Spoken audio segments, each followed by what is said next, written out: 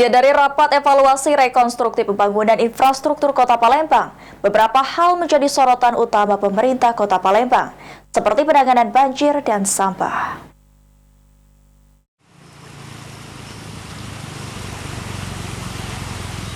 Berdasarkan hasil rapat evaluasi rekonstruksi pembangunan infrastruktur Kota Palembang yang dilaksanakan di kantor Dinas PUPR Kota Palembang, PJ Wali Kota Palembang Uco Abdul Rauf Damenta menyampaikan beberapa hal yang menjadi sorotan utama pemerintah, seperti penanganan masalah banjir dan penanganan sampah.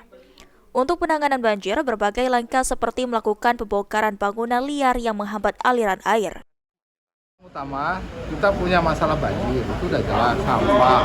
Tadi maka kita setelah saya berkeliling ya, itu tadi konsolidasi untuk melakukan rencana aksi. Termasuk kemarin yang kita tindak lanjuti masalah bangunan-bangunan itu, ya kan sudah dibongkar. Nah, lantas akan kita tindak lanjuti nih, mau kita apakan, nah kita kembalikan kepada bentuk aslinya, ya.